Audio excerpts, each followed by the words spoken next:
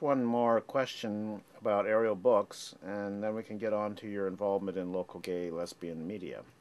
Did you have a bulletin board there for that included women's and gay and lesbian Oh, events? absolutely, the Yeah. main thing, and the prime space was all filled with lesbian gay books. It's only the window I'm talking about, Yeah. just the window. So you put a novel by Jane Rule in the window, there'd be or a book by May Sarton, or even very lesbian books that didn't have the word in the title. And I carried some gay men's things as well. Say, their general books on queer that mainly had to do with men. I still carried a number of those, particularly before Little Sisters came into being. And actually, when Jim Diva was going to open Little Sisters, he came over and told me that that's what they were planning to do. And when Louise Hager decided to open Women in Print, which actually coincided with the time I wanted out of Ariel, she came over and said, "This is what I'm planning to do." So I think there always has been a kind of respect and acknowledgement and sense of like, we're not trying to do you in, I just want to do it a little different. I got involved in kind of the queer media in Vancouver through Malcolm Crane. Malcolm was a kind of an interesting figure. I met him for the first time when he came into the store. I never met him before. I'd heard his name a lot. And he knew that I wrote, I guess. I think I'd done some writing somewhere. And he asked me if I were interested in becoming a sort of a co-editor of a new newspaper that he planned to bring out for the gay community.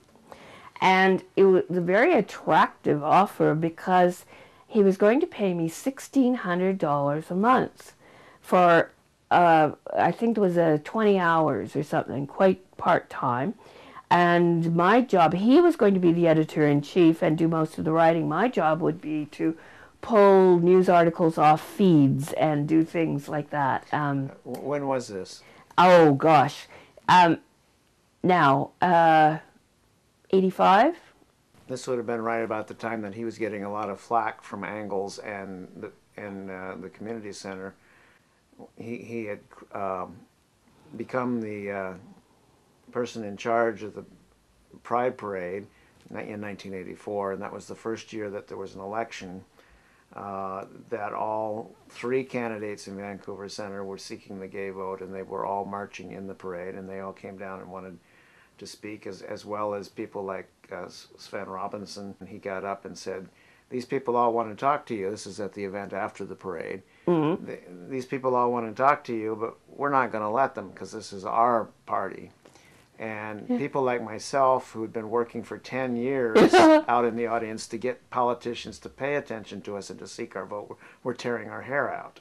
And he got roundly criticized for that by Angles, and later he became very hostile to Angles and the community center, saying that they were didn't represent the entire community and that they were too leftist and too political. And I suspect that this newspaper was part of his reaction to that. He loathed Angles, and he assumed that I loathed it too, which I didn't.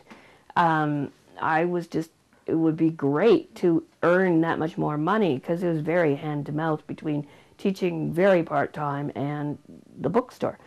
And so he had this money from where we didn't know.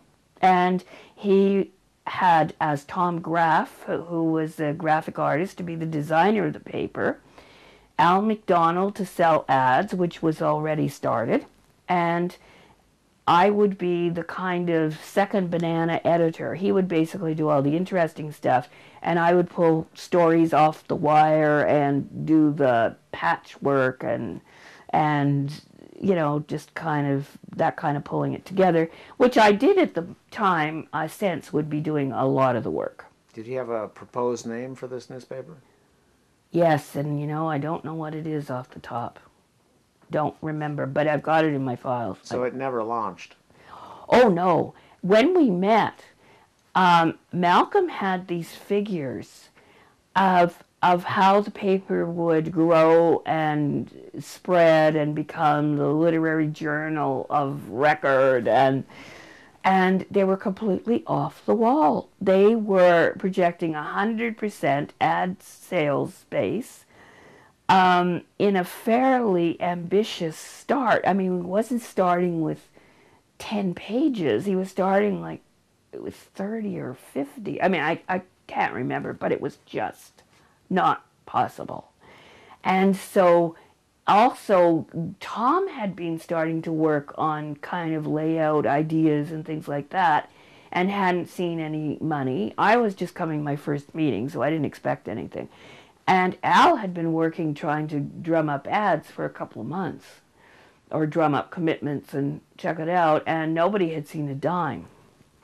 We had some meetings in the store because I couldn't get away, and we then had some meetings in what I called the bunker, which was on Burrard, near Davie, in a very low-rise office kind of building.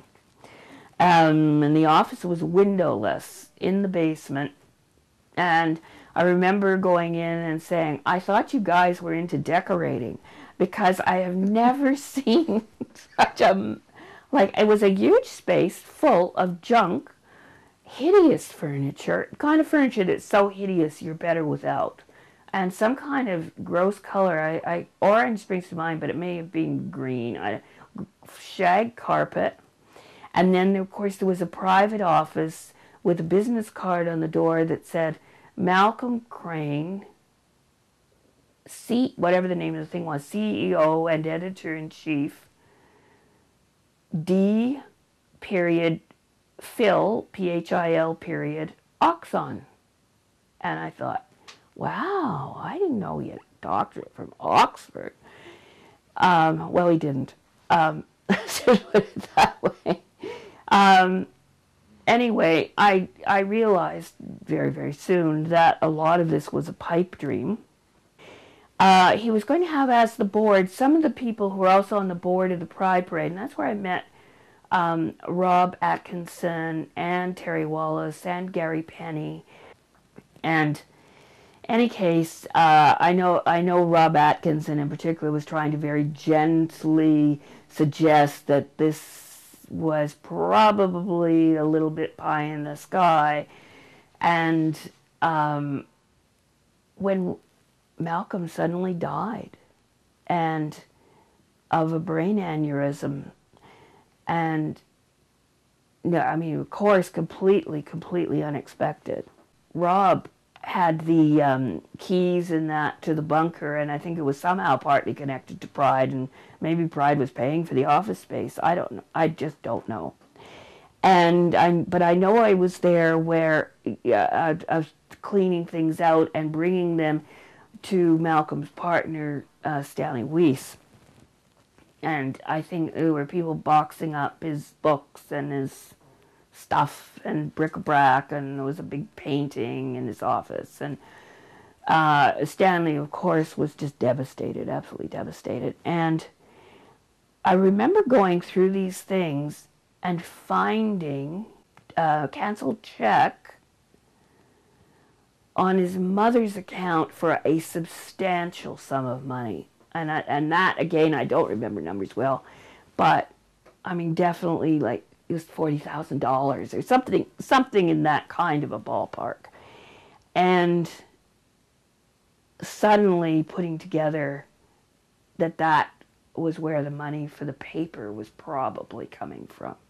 We heard news, there were rumors that the Body Politic was going to launch another paper in Vancouver. And, in fact, a lot of pressure Malcolm had was to get us up and running before this might happen, or it might totally deter them. You said that he had asked you to be involved in prison? I think they did a piece on the store, something like that, and then he asked me, I guess he liked what I did, and he asked me to become part of the show.